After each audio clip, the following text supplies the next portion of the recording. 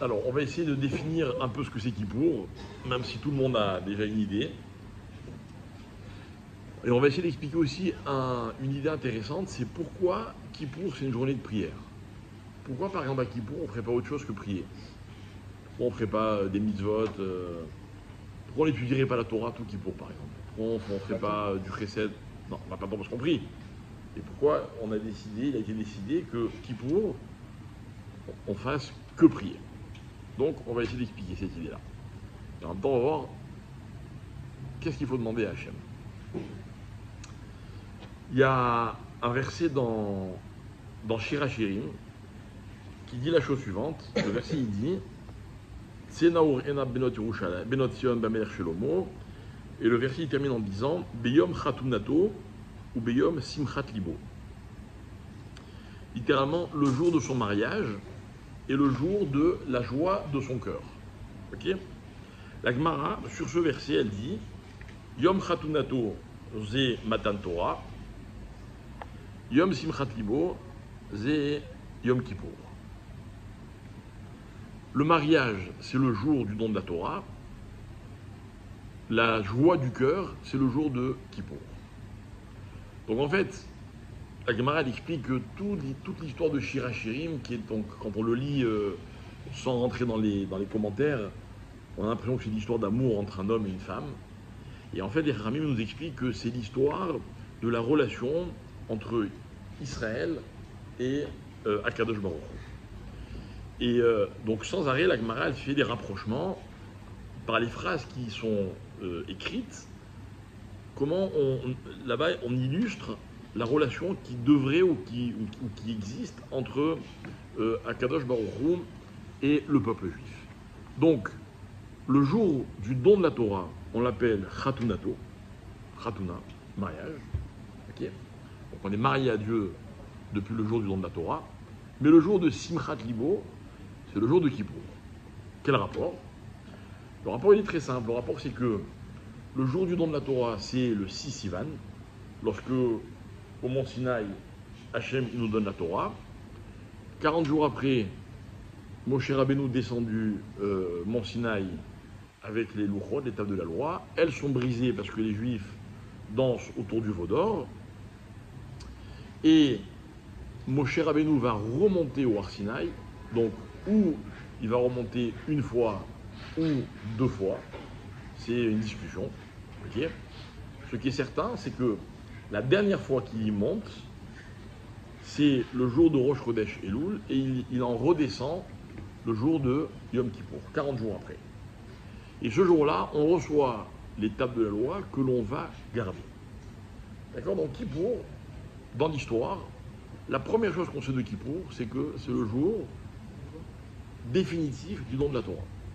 Ou plutôt, c'est le jour où on reçoit définitivement la Torah.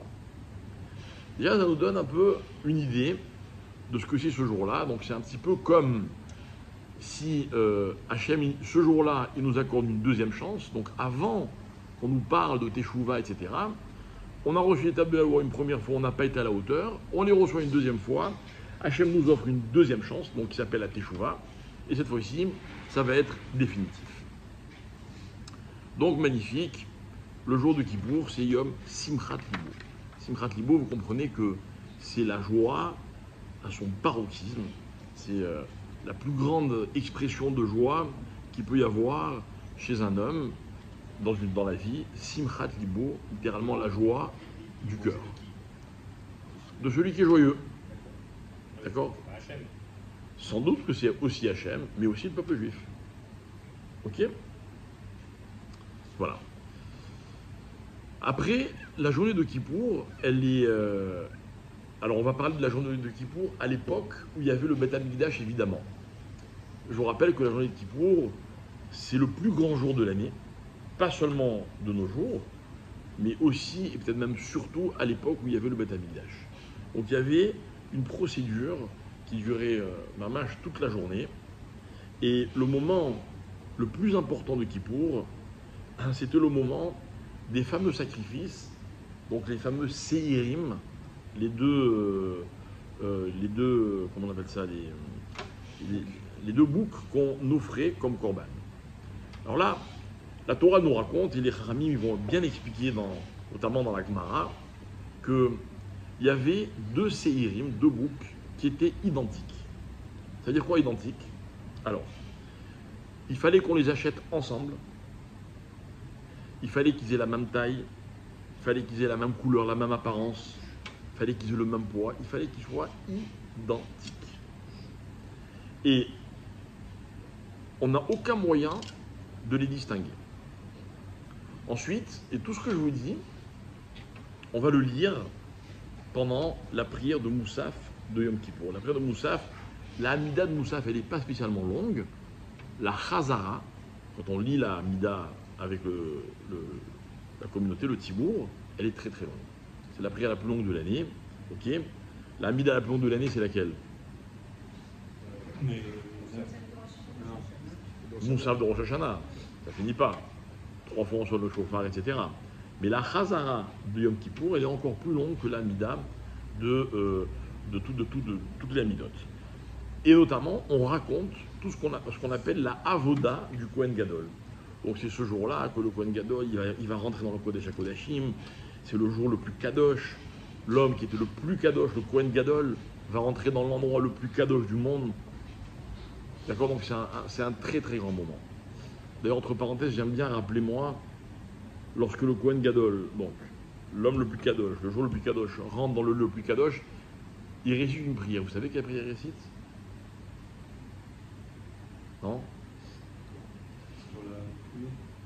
Alors, il récite une prière dans laquelle il demande à ce qu'il y ait l'abondance, etc., et la pluie. Et là, il dit une phrase incroyable. Le Kohen Gadol, il dit, et n'écoute pas la prière, bravo, des Olche Drachim, carrément des voyageurs de commerce, et fait tomber la pluie. C'est quoi l'histoire? Le Kohen Gadol, il dit comme ça, il dit voilà, nous on te demande la pluie. Maintenant, il est possible qu'un jour, il y ait un voyageur, à l'époque quand on voyageait, c'était à pied, qui se retrouve sur la route, tout seul, peut-être qu'il fait nuit, et peut-être qu'à ce moment-là, il se met à pleuvoir. Et le gars, il est épuisé, il est dans le noir, il est tout seul, il a peur, les routes sont dangereuses. Et comble de malchance, il se met à pleuvoir. Qu'est-ce qu'il va demander à Dieu? Au moins, arrête la pluie. Le Kohen Gadol dit non, n'écoute pas sa prière. Et tout le monde se demande quoi? Il faut autant de puissance. C'est-à-dire Kohen Gadol, Yom Kippour, Kodesh HaKodashim, pour contrer la prière de ces voyageurs de commerce. Et donc on apprend quelque chose d'extraordinaire. Le voyageur de commerce, c'est une personne qui est vulnérable. Elle est toute seule sur la route, la nuit, sous la pluie. Quand il prie, c'est sûr que la prière, elle va être sincère. Le gars, il va demander à Hachem, je t'en supplie Hachem, arrête la pluie. De là, on apprend qu'une prière sincère, elle est tellement forte que le seul moyen d'annuler cette prière, c'est tous les moyens dont on dispose. Kohen Gadol, Yom Kippour, Kodesh HaKodashim. C'est incroyable. Là, on apprend la force de la prière. D'accord? Alors, le Kohen Gadol, pourquoi il prie s'il y a le malheureux, l'autre, il est... Ouais, mais un individu, il ne peut pas prier pour que la pluie ne tombe pas et qu'à cause de ça, le monde entier manque de pluie. D'accord? Bien. Maintenant, dans cette avoda-là, il y a un moment qui est vraiment un moment... je vous recommande, je dis toujours, si vous pouvez avoir un livre, ceux qui ne comprennent pas l'hébreu, un livre dans lequel vous pouvez suivre et comprendre ce qui se passe. C'est pas le même Kippour. Hein? Non, même ceux qui comprennent, moi, ce que je souhaite, ce que je conseille, ce qui est encore mieux, c'est avant la prière de Kippour. Nous, en général, le soir de Kippour, quand on finit la prière, il est relativement tôt. Ok? On fait une petite étude et on prépare tout ce passage-là, comment se passer à travers la Mishnah de Yoma, comment se passer tout le service du Kohen Gadol ce jour-là, etc. Et du coup, quand on arrive dans la Mida de Moussaf, on la sent pas la Mida. On a l'impression que c'est un livre d'histoire, mais après, en plus, il y a des très belles phrases dans la prière, bref. Et on voit comment le Kohen Gadol, d'abord, il se préparait, comment il commençait sa journée, et puis après, comment il fait son service. Donc, on arrive au moment des deux séirim, qui sont vraiment les sacrifices, les corbanotes de Yom Kippour. Donc, les deux sont face à l'homme, face au Kohen Gadol, ok. Et il y a une espèce d'urne, une boîte, dans laquelle il y a deux petits panonceaux, comme ça, des petits plaques. Et sur l'un, il y a marqué Kodesh Lachem, et sur l'autre, il y a marqué La Azazel. Ok. Donc le Kohen Gadol, il en a un à droite, un à gauche. Ok. Alors, je ne me rappelle plus très bien. Vous verrez un Kippour si vous lisez bien. En choisissant, donc il met sa main et il sort un des panonceaux, ok. Et c'est grâce à ce tirage au sort, on peut dire, qu'on va savoir lequel des deux boucs va aller être sacrifié sur le Misbéar, et donc son sang va rentrer jusqu'au Kodesh HaKodashim, et l'autre, il va aller à Azazel. C'est quoi Azazel? Azazel, c'est une espèce de falaise qui était à quelques heures de marche du Beth Amikdash, et on le lançait, on le jetait de la falaise. Il y avait un Kohen qui était destiné à ce travail-là. Il allait jusqu'à cette falaise avec l'animal, et là il le jetait, et l'animal il se démembrait, dit la Mishnah, et il mourait comme ça. D'accord? Bon, il y a plein d'explications. Hein. Donc, il y a deux animaux. Un qui va être le sacrifice suprême, et un qui va être, quoi, l'inverse. Regardez comment les Chachamim, ils expliquent la différence qu'il y a entre les deux. Écoutez bien. Ils disent comme ça. Celui qui va être sacrifié sur le Misbéach, il va aller, écoutez bien la destination, il va aller l'ifnaï velifnim. Comme ça est marqué dans la Mishnah. Ça veut dire littéralement à l'intérieur de l'intérieur. Celui qui va aller à Azazel, il va aller la chutz, à l'extérieur. Ok? Le plus grand combat de la vie, c'est quoi? Le plus grand combat de la vie, c'est entre l'ifnaï velifnim, l'intérieur de l'intérieur, et bachutz, l'extérieur. Il y a deux animaux identiques. Les Chachamim vont dire pourquoi ils sont identiques. Ils sont identiques parce que, comme ça il explique le Maharal, il dit parce qu'en fait, ils sont les deux faces d'une même pièce. Vous voyez? Vous avez une pièce pile ou face? D'accord? C'est la même pièce. L'homme, il est comme une pièce, avec une face pile et une face face et une face pile. D'accord? C'est-à-dire qu'on on a tous un lifnaï velifnim et on a tous un lachutz. On a tous une intériorité qui sans doute est exemplaire, c'est-à-dire des vraies ambitions, des vraies volontés. On a tous malheureusement une espèce d'influence, une espèce d'attirance vers la route. Et le moment de Kippour, c'est le moment où on est obligé de départager. Quand vous allez vous retrouver seul face à Hachem à Kippour, même si autour de vous il y a plein de gens qui récitent la même prière. Ce qu'Hachem il attend de nous, c'est qu'on décide quelle est la face dominante.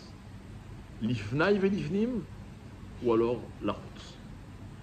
Et le lifnaï velifnim, c'est le côté de l'homme qui va le mener jusqu'à l'endroit le plus kadosh du monde, où physiquement l'homme ne peut pas rentrer. Il ne peut pas rentrer là-bas l'homme. Mais il envoie une partie de lui à travers ce korban. Ce korban, il appartenait à personne, il appartenait à tout le peuple juif. Mais malheureusement, il y a une phase dont on veut se débarrasser, et ça, la procédure symbolique de Azazel, c'est qu'on se débarrasse de ce côté extérieur, malheureusement, qui fait partie de nous. Maintenant, j'ai entendu un cours de mon père, Alav Shalom, dans lequel il explique et il dit en fait à Kippour, on est pardonné de tout. Et comment on est pardonné? Vous savez, toute faute nécessite une réparation. Malheureusement, aucun acte n'est gratuit dans la vie. C'est-à-dire, tout acte a des conséquences. C'est à la fois rassurant et à la fois angoissant. Ok? Par exemple, des fois, vous faites du bien, personne ne s'en rend compte, personne même ne le sait. Des fois même, ce bien n'est qu'une intention mais on est sincère. Personne ne l'apprécie parce que ça ne se voit pas. Hachem, lui, c'est. Et Hachem, il récompense pour ça aussi. Mais le contraire est aussi vrai.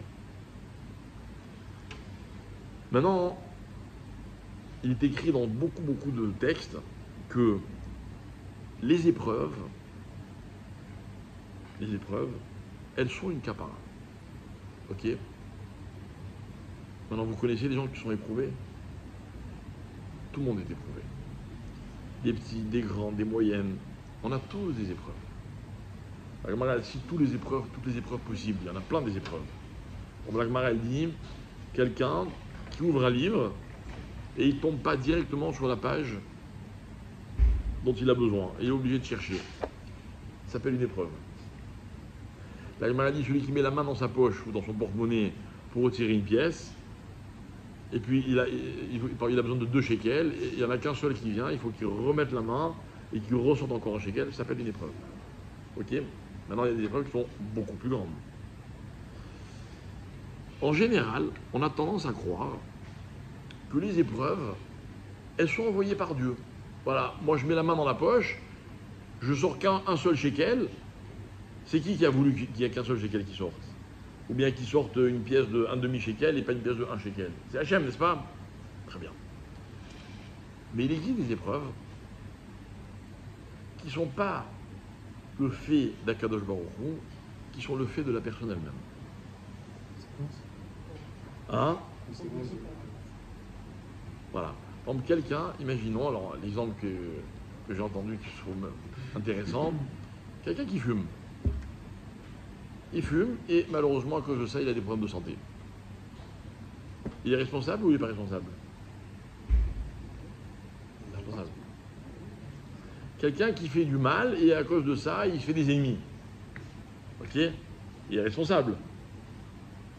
Eh bien, la dimension de Azazel, c'est la dimension de toutes ces épreuves qui a priori ne sont pas, on n'a pas l'impression, on n'est pas sûr qu'elles viennent d'Hachem. Et Hachem, il fait comme si c'est lui qui nous les avait envoyées.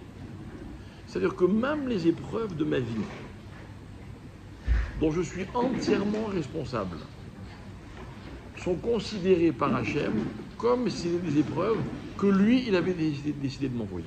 C'est incroyable. Incroyable. C'est qu'en fait, toutes les contrariétés de la vie, quelles qu'elles soient, même si c'est de ma faute. Imaginons quelqu'un, voilà, je dis une bêtise, hein, il dépense son argent n'importe comment. Il va jouer, il perd tout son argent. Et à cause de ça, il est en galère financièrement. Nous, qu'est-ce qu'on va dire? On va dire, bah, tant pis pour lui. Il n'a qu'à faire attention. Non. La souffrance dans laquelle il se retrouve, dans laquelle il s'est mis lui tout seul, est considérée par Hachem comme une épreuve. Donc, elle apporte aussi une capara. Ça, c'est le principe de Azazel. Voilà. Bon, c'est juste une petite parenthèse que je referme très vite. Ok? Donc, dans cette procédure de Yom Kippour, on va donc voir que Akadosh Baruch Hu, donc que le Kohen Gadol, il va faire tout ce fameux service pour que les bénis Israël soient pardonnés de leurs fautes, ok, et que cette double allégeance dans laquelle l'homme évolue en permanence, eh bien, permette aux hommes de définir ce qui est vraiment à l'intérieur d'eux-mêmes et ce qui ne fait pas partie intégrante de ce qu'ils sont. Maintenant, revenons donc à cette date de Yom Kippour, jour dans lequel la Torah a été donnée de façon définitive, puisque c'était donc la seconde fois que l'on recevait les Louchot. Ok? Alors, il y a marqué que la faute en général, elle a une conséquence. La première conséquence de la faute, de tout le mal qu'un homme peut faire, même quand ce sont des fautes qu'on a commises, des fois de façon involontaire, la faute, elle recouvre l'homme d'une espèce de carapace qui s'appelle dans le langage des Chachamim, qui s'appelle Zohama. Zohama, imaginez quelqu'un, je sais pas moi, il plonge dans l'huile, il ressort, son corps il est huileux, n'est-ce pas? Pour s'en débarrasser, ça va être compliqué. Imaginez quelqu'un, il va faire un massage, le masseur il lui met plein d'huile, enfin le masseur, si c'est un monsieur évidemment, hein. C'est une femme, c'est une masseuse, ok? Après il va se doucher, mais encore, son corps il va encore être huileux, ça s'appelle Zohama. Zohama, c'est une espèce de pellicule pas propre, qui colle à la peau de l'homme, et malheureusement qui fait écran avec ce que l'homme il aimerait bien découvrir. Alors des fois, il y a des choses qu'on aimerait comprendre dans la vie, on n'arrive pas à les comprendre à cause de cette Zohama qui nous vient de toutes les erreurs qu'on a commises. Ok? Je vais expliquer dans un instant ce que ça veut dire. On va un peu plus rentrer dans la profondeur de cette idée-là. Mais il est écrit dans la Gemara que lorsque Dieu a donné la Torah, donc le 6 Sivan, lorsqu'on est tous au pied du mont Sinaï, lorsque Dieu s'adresse à l'homme, aux hommes, et qu'il leur dit « Anochi Hachem », je suis Hachem. À ce moment-là, le peuple juif a connaissance de la vérité, puisqu'il est confronté à la vérité absolue, Hachem, et il est débarrassé complètement de cette Zohama, comme si le peuple juif était tout d'un coup tout propre. Propre comme s'ils n'avaient jamais fauté. Et c'est dans ces conditions que le peuple juif reçoit la Torah. On aurait pu garder cet état. Malheureusement, on n'en a pas été capable. Le peuple juif a fauté par le veau d'or et la Zohama est revenue sur le peuple juif. La deuxième fois, lorsque on va recevoir les deuxièmes tables de la loi, on va les recevoir dans l'état de Zohama. Alors, j'explique ce que je veux dire. Voilà, ce soir, on est dans un cours de Torah. On va essayer de comprendre des paroles de Torah, une idée qu'on va essayer de partager ensemble. Alors, peut-être que les uns et les autres, on a aujourd'hui fait des choses qui vont faire écran entre la vérité que la Torah nous propose et nous. D'accord? En venant au cours ce soir, vous n'êtes pas débarrassé de toutes vos avérotes, n'est-ce pas? En tout cas, moi non. Ok? Ça, c'est la Torah des deuxièmes tables de la loi. C'est-à-dire c'est une Torah que l'homme doit essayer d'intégrer malgré sa situation, d'accord? Dans la situation de celui qui va vers Dieu avec ses fautes. Ok? Ce n'est pas la Torah des premières tables de la loi qu'on n'a d'ailleurs pas réussi à garder. Vous me suivez? Ouais. Elle est plus difficile d'accès. Ok? Voilà. Imaginons que dans cette salle, il y a des égoïstes. Et que je parle de générosité. Ben, l'égoïste, il a du mal à comprendre la valeur absolue de ce qui s'appelle la générosité. Il va comprendre la générosité à travers ses défauts, notamment à travers son égoïsme. Si je parle d'humilité et qu'il y a parmi nous des orgueilleux, ils ne vont pas comprendre de la même manière que ceux qui ne sont pas du tout orgueilleux, si ça existe. Si je parle de colère, les coléreux vont comprendre beaucoup moins que ceux qui sont pacifiques. D'accord? Si je parle du Shabbat, ce sera beaucoup plus difficile pour quelqu'un qui n'observe pas le Shabbat de comprendre Shabbat que pour quelqu'un qui vit son Shabbat avec intensité toutes les semaines, etc., etc.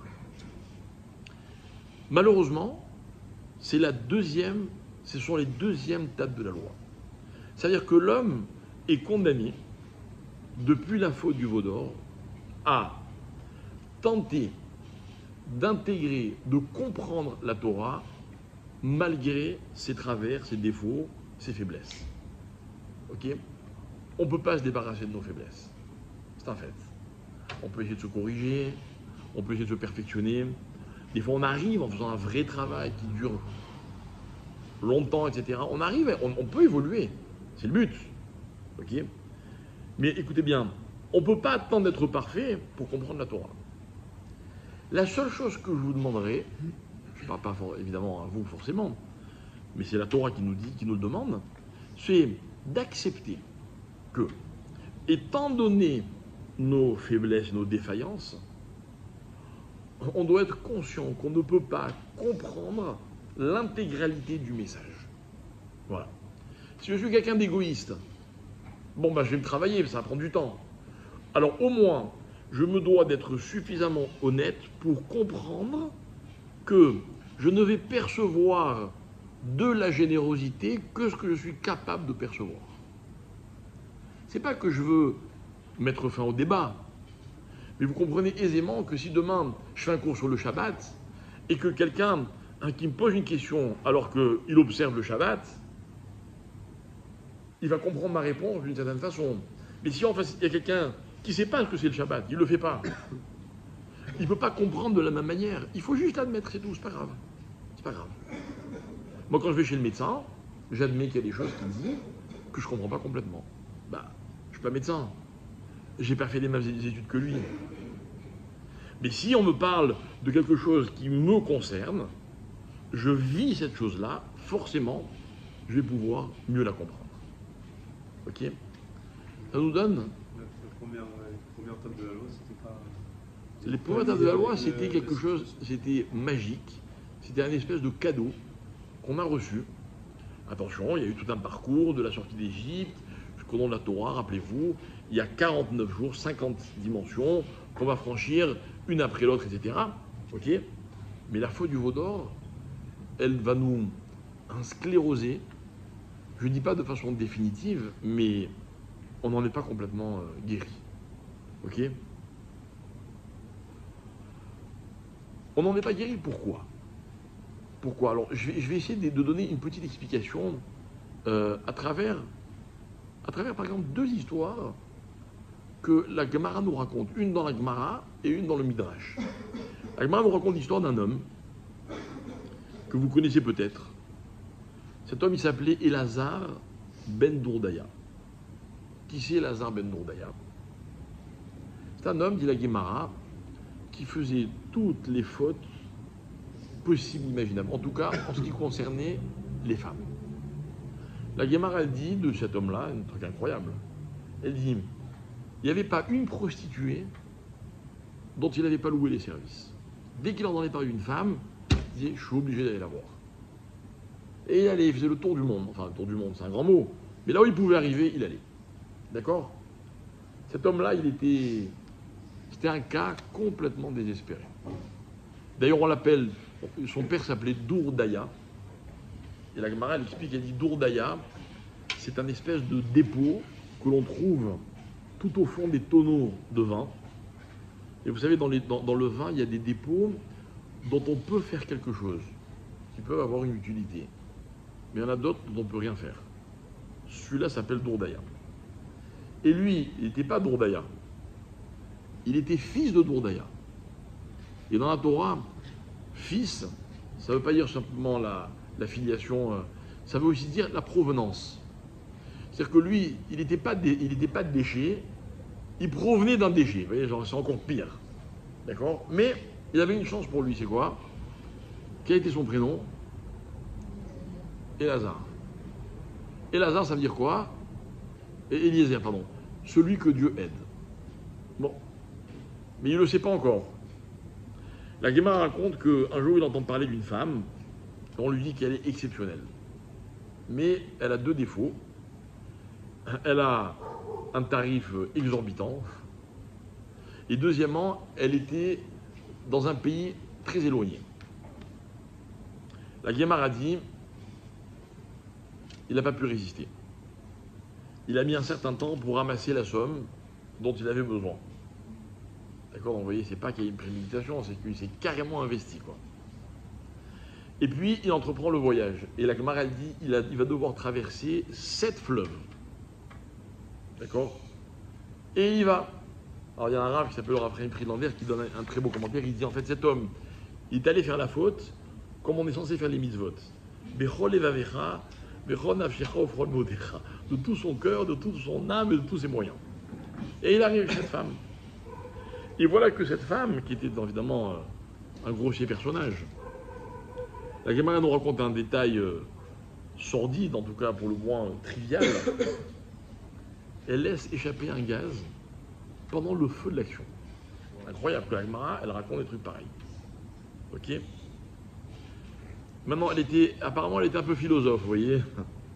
Elle lui dit, tu vois, de la même manière que cette air, ce gaz, il est sorti de là où il était contenu, et puis il s'est évaporé, il s'est échappé, il s'est dissipé, et on ne pourra jamais le ramener à sa source. Et bien toi, Elazar Ben Dourdaya, toi aussi, tu ne pourras jamais revenir à ta source. Genre, tu es un cas désespéré. Ok. La Gemara dit qu'il a entendu cette phrase. À ce moment-là, de cette femme, genre il aurait très bien pu dire c'est elle qui me donne des leçons. Non. Il est frappé de plein fouet. Il sort de chez cette femme. Il comprend que son cas est vraiment grave. Il comprend que normalement, il ne peut pas faire tes choix. La Gemara raconte qu'il se met à pleurer. D'abord, il implore. C'est très beau, la Gemara, c'est un texte qui est assez long. Elle dit qu'il se tourne vers le ciel. Et il dit, ciel, aide-moi, je ne pourrais pas m'en sortir tout seul. Et le ciel dit, non, je ne peux pas t'aider. Ramana va des versets où on voit qu'à la fin des temps, même le ciel sera jugé. Donc, je ne peux pas t'aider, il faut que je m'occupe de mon cas. Alors, il se tourne vers la terre, qui fait la même réponse. Il se tourne vers les montagnes, vers les océans, vers les végétaux. Il implore tout le monde. Et tout le monde dit, on est désolé, on est déjà préoccupé par nos problèmes, on ne peut pas s'occuper de toi. Alors il aura une phrase qui va devenir mythique. Il va dire, j'ai compris. En adavar taloui ela bi. En fait, j'ai compris. La chose ne dépend que de moi. C'est mon problème, c'est à moi de le régler. Il n'y a que moi qui peux le régler. La Gemara dit qu'il pose sa tête entre ses genoux, la position du fœtus. Il se met à pleurer. Et il pleure. Et il pleure. Et il ne s'arrête pas de pleurer. Et il pleure tellement qu'il va mourir de pleurs. Et il meurt. Et au moment où il meurt, la Gemara dit, Yatzta bat kol ve'amra, une voix céleste a déclaré, Rabbi Elazar ben Dourdaya mezouman lechaya olamaba. Rabbi Elazar ben Dourdaya est accueilli dans le monde futur. Incroyable. Il s'est passé quoi?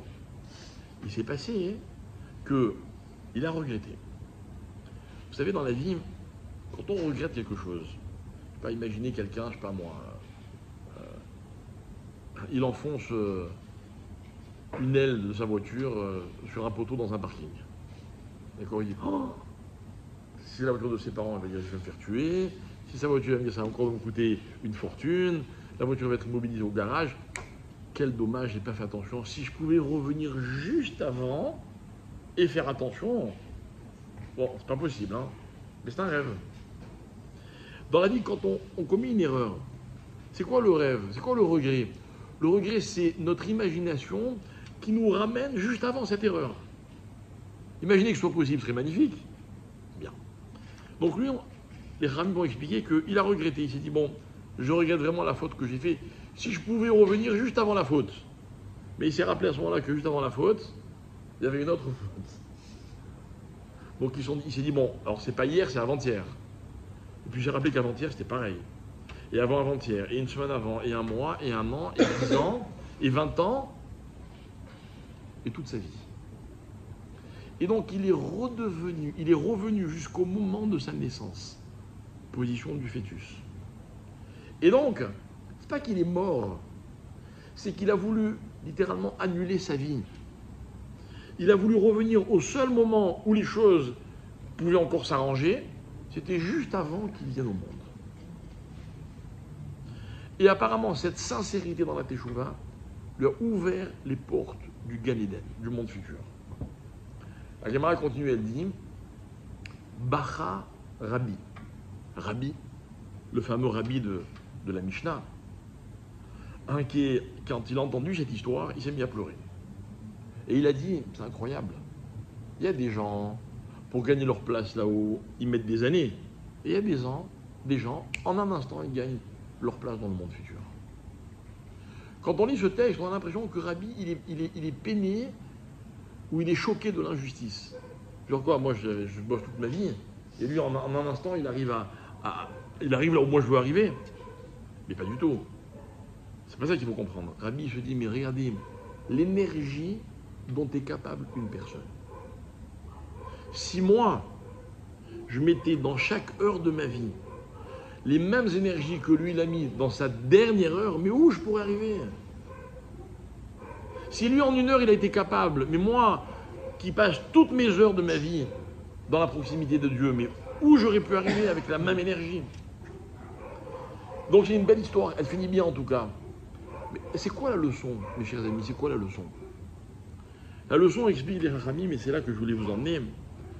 La leçon, elle est que dans la vie d'un homme, il y a un danger. Vous savez qu'il y a le plus grand danger de la vie?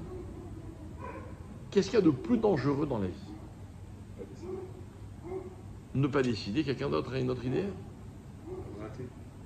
Rater. Moi, j'y vois rien de dramatique de rater, mais bon. Désespoir. Quelle est la chose qui nous empêche le plus d'avancer dans la vie? Non. Comment? Nos doutes, non. Il y a pire, il y a bien pire. Il y a quelque chose qui est pire que le doute, parce qu'il enlève le doute.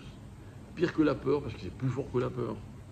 Pire que les erreurs, parce que c'est plus fort que les erreurs. C'est une chose qui aplanit tout ce que vous m'avez dit. Non. On est têtu, donc quelque chose, Presque, tu brûles. Le déni. Non. Le regret. Oui. Comment? L'absence de bonheur. Si c'était aussi compliqué que ce que vous dites, on aurait une bonne excuse. Dans ce que je vais vous dire, malheureusement, en français, ça s'appelle l'habitude. Et ouais. Les habitudes, c'est dramatique. J'écoute un cours de Torah, imaginons que le cours il soit magistral, il me transporte, il m'ouvre des perspectives, ça y est, je suis plus le même après le cours. Ok? Combien de temps ça va durer? Combien de temps dure Kippour pour vous? Je ne parle pas la journée de Kippour, je parle l'effet de Kippour. La réponse, jusqu'à ce que les habitudes reprennent le dessus. C'est dramatique, les habitudes. Et cet homme, il vivait avec des habitudes. Ces habitudes, c'était des fautes. Regardez, c'est même pas la faute qui est grave. C'est pas les peurs, c'est pas les doutes, c'est pas le Yetzirara, c'est pas tout ce que vous avez pu me dire. Non. Ce qui est grave, c'est l'habitude. Quand je suis habitué à quelque chose, c'est tellement dur de changer. Tellement dur. On a parlé du Shabbat. Faites un sondage autour de vous. Tous les gens qui ont du mal à observer le Shabbat, ils vont vous dire « je ne peux pas à cause de ceci, je ne peux pas à cause de cela ». C'est pas vrai. Le seul problème, c'est les habitudes. Si maintenant moi je viens, admettons, je vous donne une halakha que personne ne met en application ici, admettons, j'aurais des idées, mais ce n'est pas le but. Et je suis sûr que ce serait dur, et vous discuteriez avec moi, et vous me demanderez, mais est-ce que c'est tellement grave, est-ce que c'est tellement important, est-ce qu'il vaut mieux pas commencer par autre chose? On pourrait partir dans des discussions qui peuvent d'ailleurs être fort intéressantes. Mais en vérité, au fond, vous savez quel est le problème? Le problème, c'est que l'homme, il n'aime pas changer ses habitudes. Il n'y a pas plus rassurant que les habitudes. Et en même temps, rien ne limite une personne plus que ses habitudes. Et voilà que cet homme, il va opérer une fracture nette avec ses habitudes. Il va essayer de revenir en arrière. Parce que c'est vrai, vous voulez changer d'habitude, mes chers amis, c'est possible, hein? Il faut faire un vrai retour en arrière. Il faut essayer de déraciner le moment où cette habitude-là, cette posture à laquelle on s'est installé, quand est-ce qu'elle a pris racine? Quand est-ce qu'elle est devenue habitude? C'est très dur. Très, très dur. À Kippour, aucun doute que tout le monde est d'excellente volonté, soit d'excellente volonté, mais les habitudes sont plus fortes. Sont plus fortes. Cet homme, il a cassé ses habitudes. Il y a une autre histoire qu'on raconte qui ressemble beaucoup à celle-là. C'était un homme qui s'appelait Yossi Ben Yoézer. C'est raconté dans le Midrash, dans le Yalkut. Yossi Ben Yoézer, c'était à l'époque où les Romains avaient interdit l'étude de la Torah et la pratique des mitzvot. Et Yossi Ben Yoézer, comme beaucoup, comme Rabbi Akiba, comme tant d'autres, il a bravé cette interdiction et malheureusement il s'est fait attraper. Et voilà qu'on est venu l'arrêter un Shabbat. Et il a été condamné à mort sans autre forme de procès. Et on le transporte jusqu'à l'échafaud et on le met sur un cheval. Et vous savez qu'il est rigoureusement interdit de monter à cheval le jour de Shabbat. Donc il est installé sur un cheval pendant Shabbat, entouré de gardes dont on comprend vite les intentions. Et voilà qu'en chemin, il croise son neveu qui était le fils de sa sœur, et qui n'était donc pas un juif pratiquant. Et apparemment, ils avaient l'habitude de s'affronter verbalement pour chacun essayer de prouver à l'autre qui a raison. Alors son neveu le croise et il le voit sur un cheval le jour du Shabbat, et il lui dit il est beau le cheval que t'as réservé ton maître, mais le mien est beaucoup plus beau. On imagine sa monture, sa fière monture harnachée, alors que l'autre il était sur un cheval qui l'amenait à la potence ou à l'échafaud. Alors le rabbi, qui n'avait jamais désespéré de son neveu, il lui répond, il lui dit si c'est ça le cheval, en montrant celui de son neveu, que Dieu réserve pour ceux qui ne font pas sa volonté, alors imagine quel cheval il réserve à ceux qui ont fait sa volonté. Alors toi tu crois que tu profites de la vie, tu as toutes les jouissances que tu veux, mais imagine ce que Dieu me réserve comme récompense. Alors le neveu qui ne se laisse pas faire, il lui dit, mais y a-t-il un homme qui a plus respecté la parole de Dieu et regarde le cheval qui t'a réservé, genre tu dis des bêtises quoi. Alors il lui dit comme ça, si c'est ça le cheval, en montrant le sien, que Dieu réserve à ceux qui observent sa volonté, alors quel cheval réserve-t-il à ceux qui ne respectent pas sa volonté?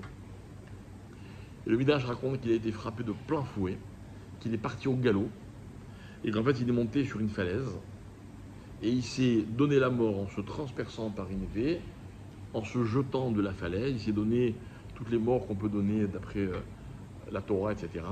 Et il est mort. Et voilà que pendant ce temps, Yossi Ben Yoézer, donc le rabbi, poursuit son chemin vers le lieu de son exécution, et il s'assoupit. Et voilà que dans son sommeil, il aperçoit, dans un songe, le cercueil de son neveu qui est en train de monter vers le ciel. Et il se réveille et il se dit, il m'a devancé dans le Olam Haba de quelques instants. Et en fait, il a vu que cet homme avait fait une vraie teshuva, et sa teshuva avait été acceptée, et donc il était accueilli dans le monde futur. Pareil. Il avait des habitudes dont il n'arrivait pas à se défaire. Il y a eu un choc. Qu'est-ce qui a provoqué ce choc? Je ne sais pas. Et si tenir le même langage à quelqu'un qui aurait la même discussion avec vous, je ne suis pas sûr que ça fonctionne. Lui, ça a fonctionné. Et cet homme, il a cassé net la chaîne de ses habitudes. Et donc, il a fait teshuva. Et voyez, mes chers amis, c'est la chose la plus difficile à faire. La plus difficile à faire. Alors moi, j'ai la solution.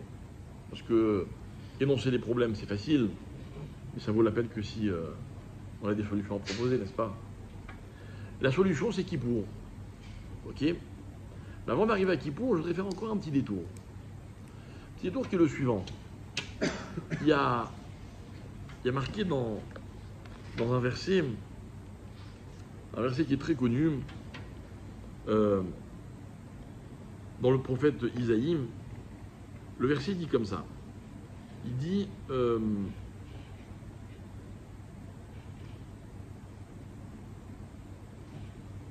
bon, je vous cite la fin du verset. Le verset, il dit Ulvavo Yavin. Donc, traduit avec moi. Ulvavo Yavin va comprendre. Veshav, il reviendra. Vera Falo et il guérira. Ok? Donc, on va dire comme ça que la Teshuvah, elle amène à une certaine guérison, une guérison de l'âme. Ok, très bien. Mais l'étape d'avant la Teshuvah, c'est quoi? Ulvavo Yavin.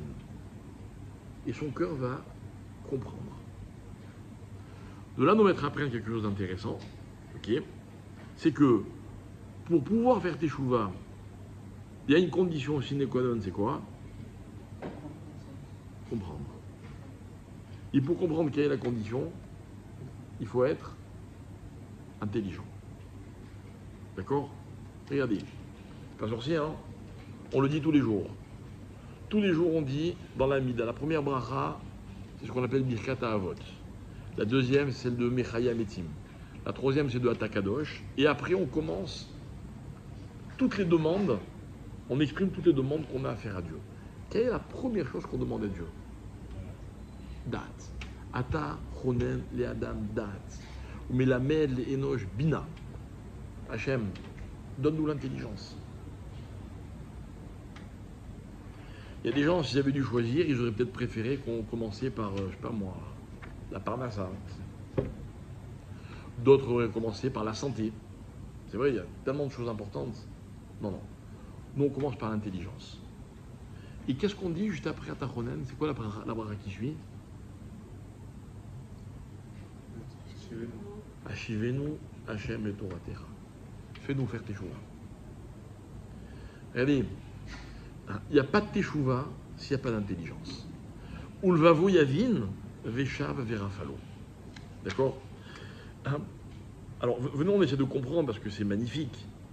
Ok? L'intelligence, c'est quoi?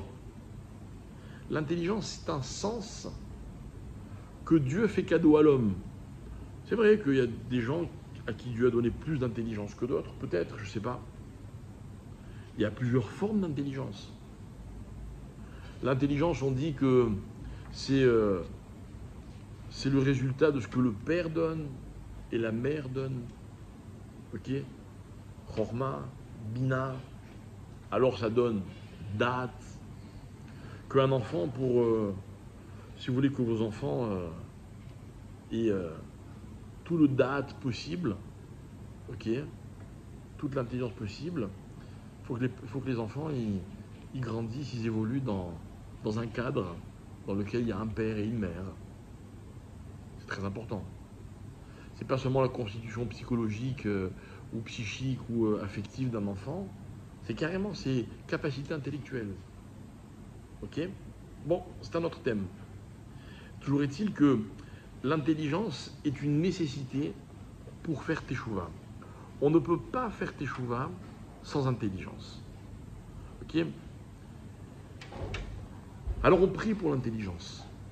On demande à Hachem de nous donner l'intelligence. La Gemara raconte dans un texte très intéressant de la Gemara du traité de Sanhedrin. Là-bas, il y a tout un texte qui raconte que les sages d'Égypte, et je vous rappelle que l'Égypte était une civilisation très, très aboutie, et les sages égyptiens, donc on dirait aujourd'hui les philosophes, avaient interrogé un chacham, et il avait posé un certain nombre de questions. Et la Gemara, elle rapporte ces discussions, c'est vraiment passionnant. En fait, ce sont les sages d'Alexandrie, d'accord, qui parlent à Rabbi Yoshua ben Hanania, dans la Gemara de Nida, pardon, pas de Sanhedrin. Ok? Et là-bas, la Gemara, elle raconte toutes les questions qui sont posées. Et il y en a une qui est la suivante. Il demande Ma Yaase Adam Veyerkam. Donc, les sages qui ne sont pas juifs, donc les sages d'Alexandrie, demandent à Rabbi Yoshua ben Hanania, d'après la Torah, que doit faire un homme pour devenir intelligent? Ça vous intéresse la réponse? Ouais. Je suis pas sûr. Hein. Bon. Alors voilà ce qu'il répond. Il dit Yarbe beyeshiva veyemaet bisroa. Qu'il étudie beaucoup de Torah et qu'il travaille peu. Ok. Alors, Ramim, il explique ce texte de la Gemara. Il dit en fait, c'est quoi le travail dans la vie? Le travail, c'est tout ce qu'un homme fait pour sa subsistance, pour exister, quoi. Vous voyez? Quand on dit travail, c'est pas seulement le business pour gagner de l'argent. C'est quand il va faire des courses, quand il va changer de voiture, s'acheter des vêtements, réparer sa maison, faire des travaux, d'accord? En fait, tout ça sont des choses qui, intellectuellement, dissipent l'homme. Vous voyez, le monde environnant dans lequel on vit est plein de raisons de nous laisser dissiper. On a souvent tendance à croire que dans la vie, pour être un personnage complet, il faut être bon dans plein de domaines. D'accord? Donc il faut avoir un travail, il faut avoir un hobby, il faut avoir une passion, il faut aimer un peu le sport aussi, il faut faire plein de choses. Rabbi Yoshua ben Hanania, il dit le contraire. Il dit non, en fait, plus un homme se concentre, et plus il a des chances d'être intelligent. Et c'est quoi la Torah? La Torah, en fait, c'est un moyen pour l'homme de garder son esprit concentré sur quelque chose. Et moi, je vais vous dire, je rajoute, pour avoir tenté l'expérience, hein. Malheureusement, je pense qu'on n'étudie jamais assez. Mais bon, dans ma vie, moi j'ai eu des années où la seule chose que je faisais, c'était étudier la Torah. Vous ne pouvez pas imaginer à quel point la difficulté de l'étude de la Torah, c'est la concentration. C'est la concentration. Réussir à ne pas penser à autre chose. C'est colossal. Vous savez, un jour, j'ai échangé avec un homme qui était très fâché avec moi. Mais vraiment, il m'en voulait grave. Et pourquoi il m'en voulait? Parce que j'avais eu le malheur d'aider sa fille à faire teshuva.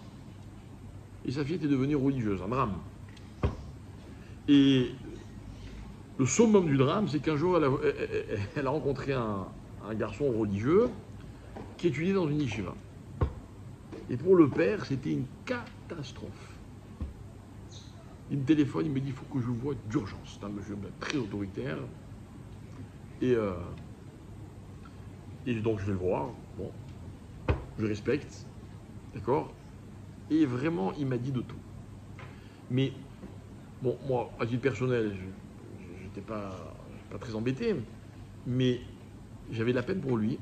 Parce qu'il considérait, et je pèse mes mots, que quelqu'un qui ne fait qu'étudier la Torah et qui s'enferme dans l'étude de la Torah, c'est un imbécile. Et il me dit, vous comprenez, ma fille est très intelligente, elle ne pourra jamais passer sa vie avec un homme qui étudie la Torah. Il avait des vrais arguments. Hein. Et vous comprenez, ce sont des gens fermés, qui se coupent du monde, qui ne vont pas à l'armée, il m'a tout sorti. Ok.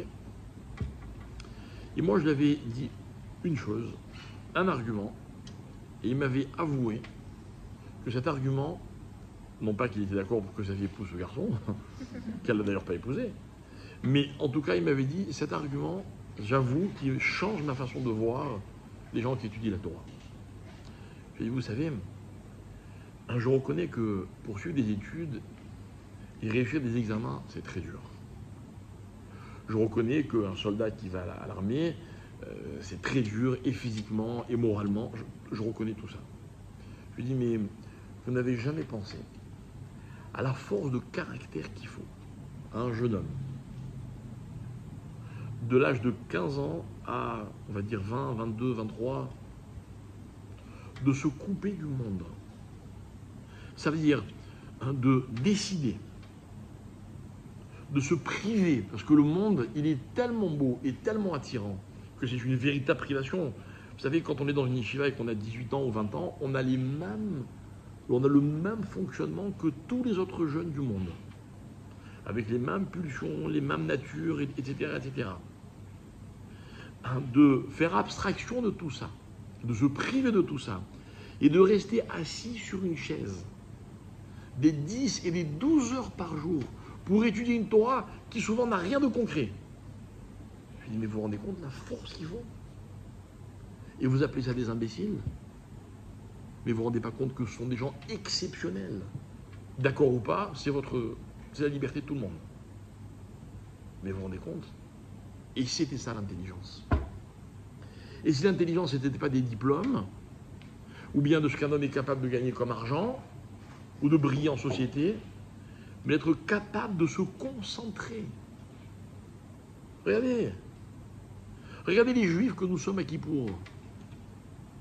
Combien de temps dure Kippour? Le temps qu'on arrive à se concentrer. Et dès qu'on se concentre, qu'est-ce qui se passe? On se déconcentre, qu'est-ce qui se passe? Les habitudes reviennent au galop. Ça veut dire qu'en fait, c'est quand on se concentre qu'on découvre réellement qui on est. Et vous savez ce que c'est se concentrer à Kippour? Moi, je vais vous dire quelque chose. J'ai jamais réussi à faire ce qu'on appelle Tani Dibour à Kippour. Les gens qui font le jeûne de la parole à Kippour. Et pire, les gens qui font Tani Dibour autour de moi, je les admire autant que ce qui m'agace. C'est vrai, c'est tellement sympathique, une petite blague de temps en temps, ça détend l'atmosphère, ok? Mais ils ont raison. Ils restent concentrés. Et quand on reste concentré, on se découvre. On se rend compte de quoi on est capable. Or, c'est quoi les enjeux à Kippour? C'est de convaincre Dieu de ce qu'on est vraiment. Mais pour ça, il faut d'abord en être soi-même convaincu. Donc on va se concentrer. Et si vous permettez, c'est ça, la véritable définition de l'intelligence. Vous savez ce que c'est quelqu'un d'intelligent? C'est quelqu'un qui se connaît. C'est quelqu'un qui sait de quoi il est capable. C'est quelqu'un qui sait dans quoi son temps vaut la peine d'être investi. Si c'est un homme d'affaires, il saura dans quoi son argent vaut la peine d'être investi, c'est bien. Mais il n'aura pas forcément résolu ce problème dans quoi lui, il valait la peine qu'il s'investisse. C'est normal, il est concentré en permanence. C'est normal, il vit dans un monde d'appât, d'attrait. Et ne me dites pas que le monde n'est pas attrayant, il est fait pour être attrayant. Et les hommes se cassent la tête en permanence pour le rendre encore plus attrayant.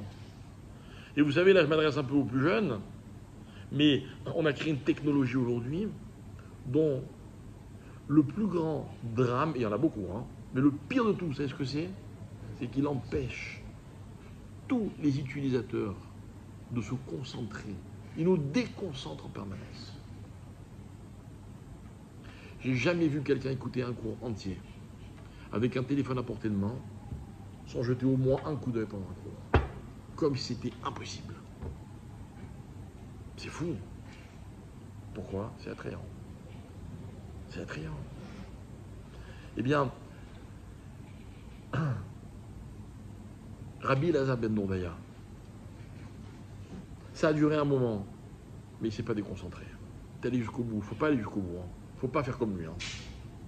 Mais lui, il est allé jusqu'au bout. Le neveu de Yosef ben Yoézer, il est allé jusqu'au bout. On ne va pas... Vous savez, la Gemara demande, pourquoi on l'appelle Rabbi? Le Elazar ben Dourdaya, pourquoi on l'appelle Rabbi? Rabbi de quoi? Rabbi, c'est quelqu'un qui connaît la Torah, qui l'enseigne aux autres, n'est-ce pas? C'est ça un Rabbi. Mais lui, Rabbi de quoi? Il n'a jamais étudié un mot de Torah, il n'a fait que des bêtises dans toute sa vie. Pourquoi on l'appelle Rabbi?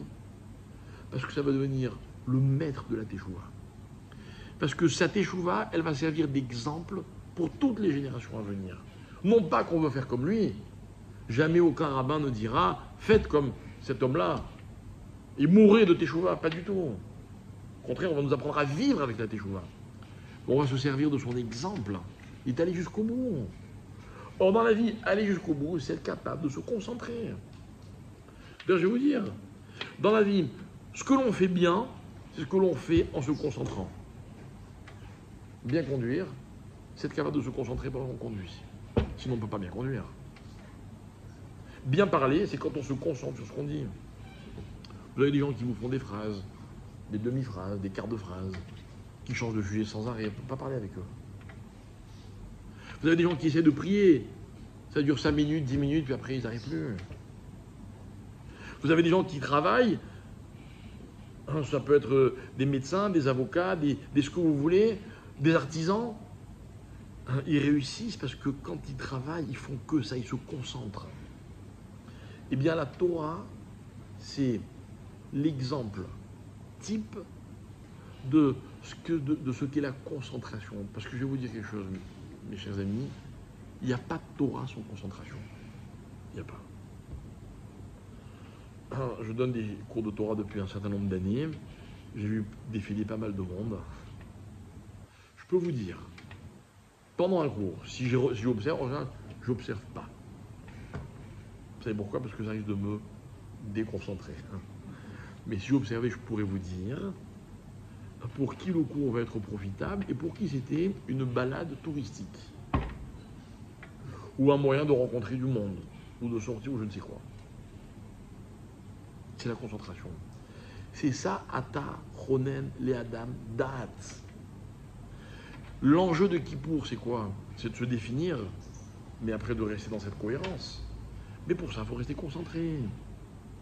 Et pour ça, à la fin de Kippour, il faudrait qu'on arrive à garder le plus longtemps Kippour en nous, en essayant le plus longtemps possible de ne pas se déconcentrer de Kippour.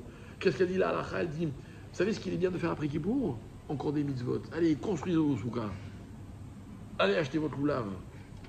Pourquoi ça va? Il n'y a pas le feu. Surtout là, cette année, on a 5 jours devant nous. Non, non, non. Restez dans Kippour. Restez concentrés. Bon, c'est fini Kippour. Il faut bien qu'on aille manger. Mais si on pouvait garder cette concentration, c'est ça la teshuva. C'est ça. Maintenant, je comprends pourquoi à Kippour, les Chachamim ont décidé qu'il fallait prier. J'ai 2 explications. 2, pas une, 2. La première, c'est qu'il faut rester concentré. On ne peut pas demander à tout le monde d'étudier pendant 24 heures, c'est impossible. Mais prier, tout le monde en est capable. Il faut juste réaliser des enjeux.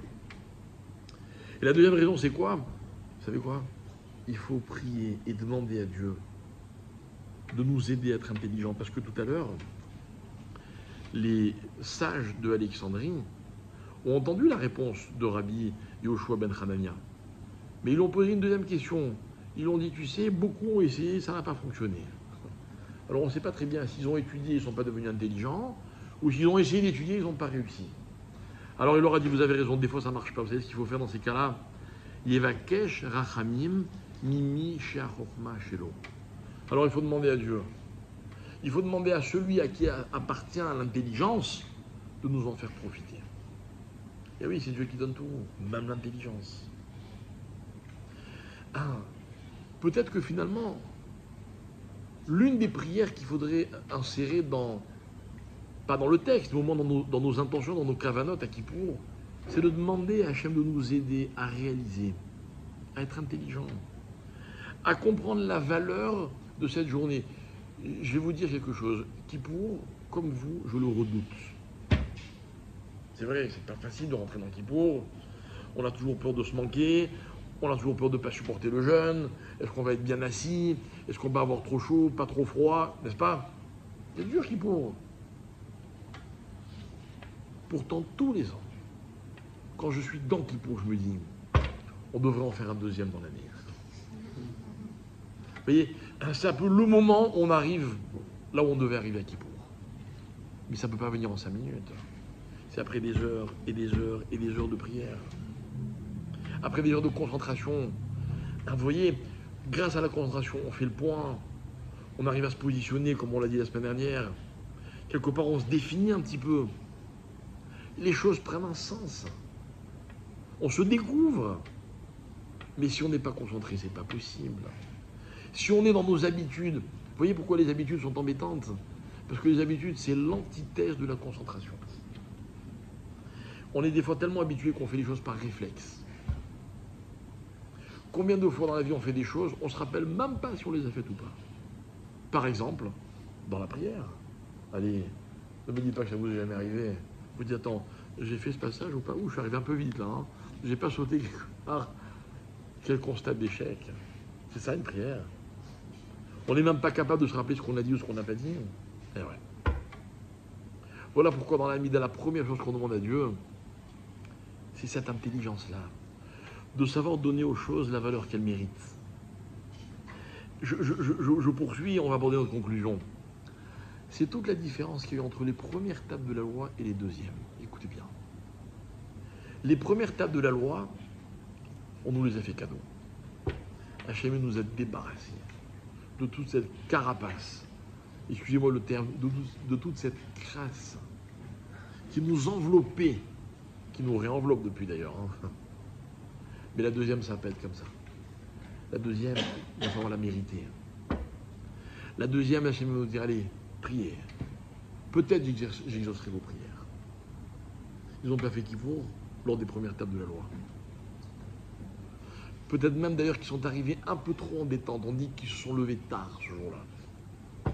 À cause de ça, tous les ans, Shavuot, nous qu'est-ce qu'on fait? On veille pour ne pas risquer d'arriver en retard. À Kippour, on ne se relâche pas une seconde. Ok, on va dormir, parce qu'on ne pourrait pas sans s'arrêter 24 heures. Vous savez, il y a une question intéressante.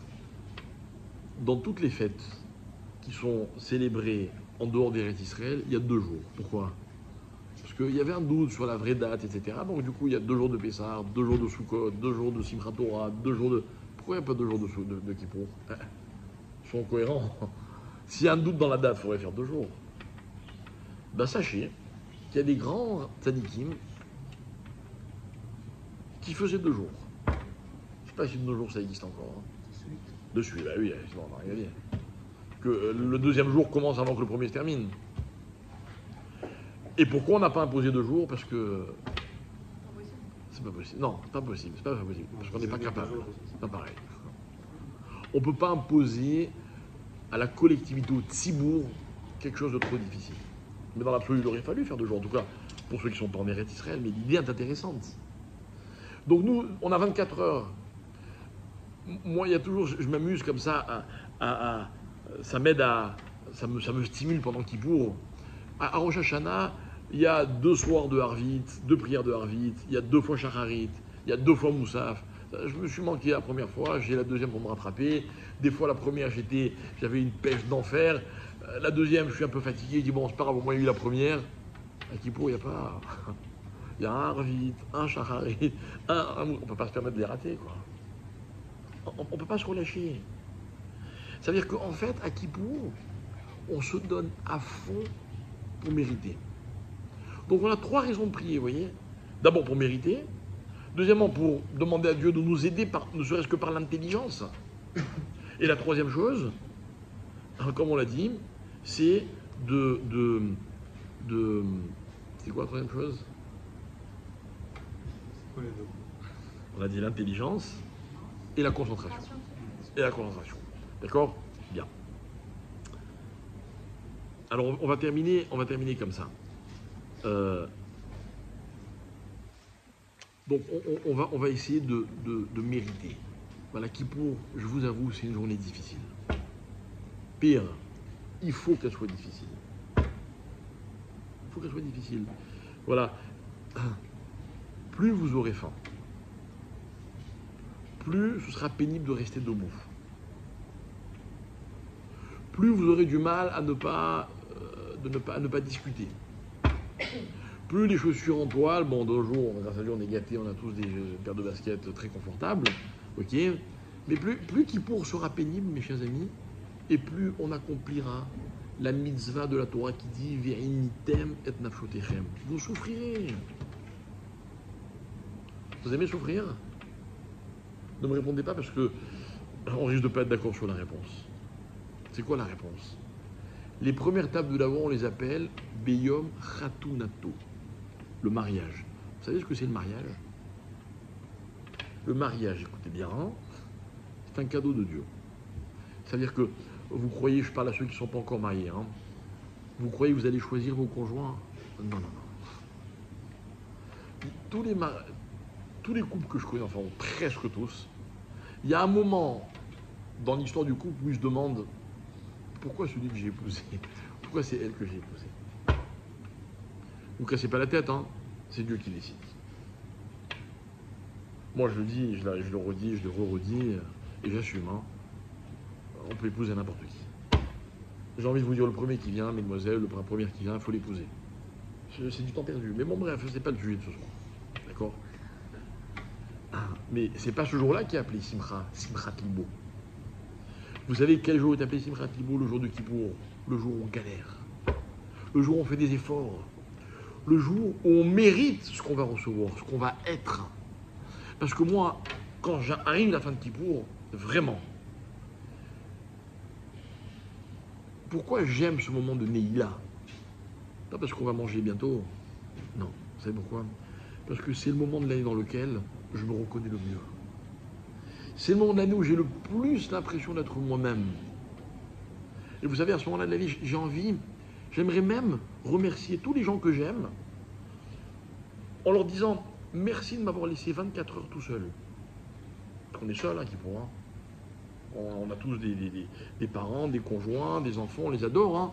Mais à Kippour, on met les yeux dans les yeux avec Hachem. Hein. Il n'y a pas, je suis le fils d'un tel, ou mon grand-père était rabbin. Non, ça ne marche pas du tout, ça. C'est moi. Mais j'ai besoin de ça. J'ai besoin de me retrouver seul. Et le résultat de tout ça sont des efforts. C'est de dire, mais quelque part, je me suis découvert.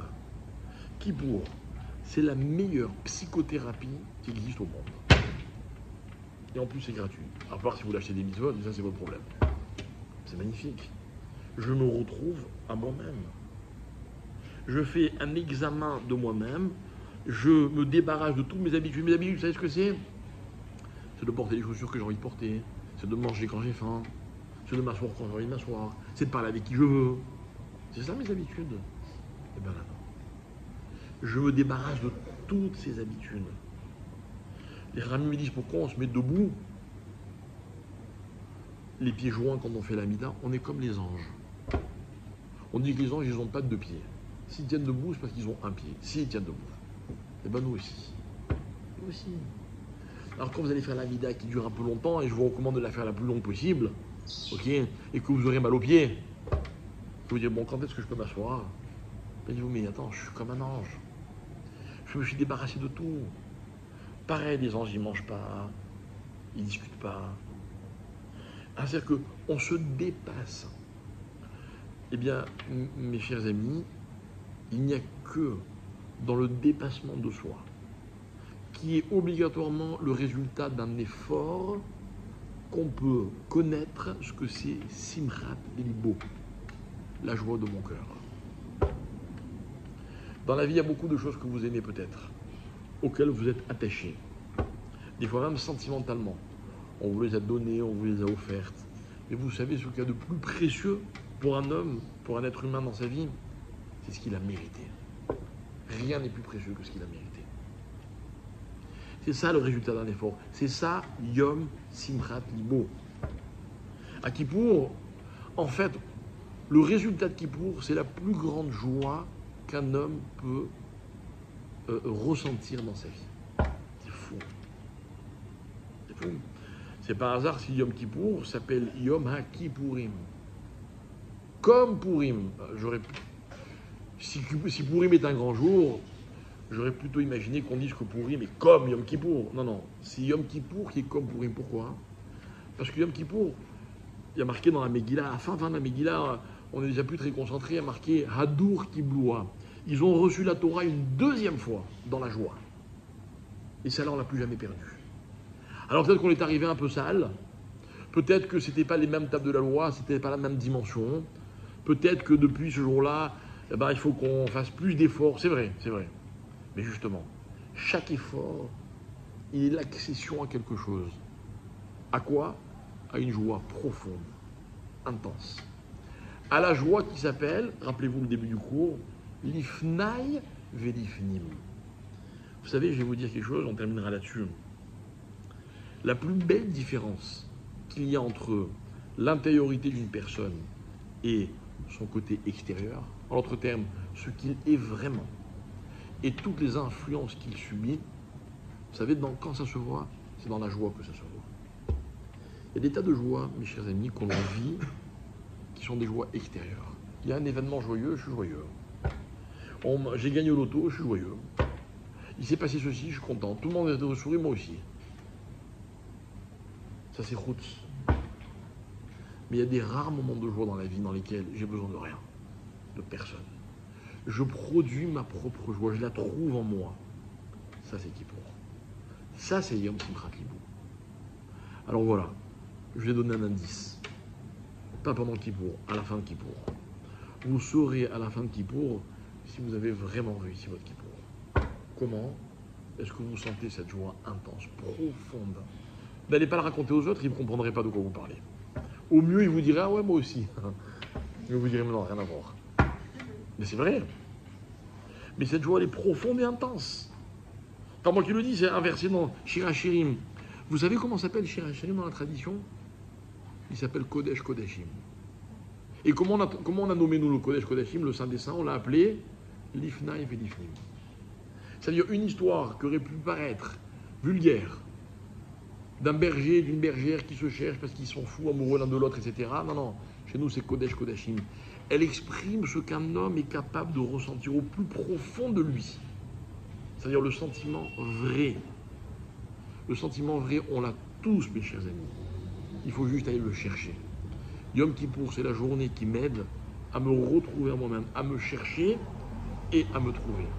Pour ça, il faut beaucoup d'intelligence, donc beaucoup prier, beaucoup se concentrer, beaucoup faire des petites barrières autour de soi, chacun à sa façon, pour ne pas être perturbé, pour ne pas être dérangé, pour être avec soi-même, pour regarder Hachem droit dans les yeux dans les yeux avec Hachem. Quel rêve! Au moins un jour dans l'année. Alors je suis sûr qu'on en sera tous capables si Dieu veut, et que Hachem, quand il va voir ça, il va complètement craquer. Il va dire, mais tout ce qu'ils veulent, je leur donne.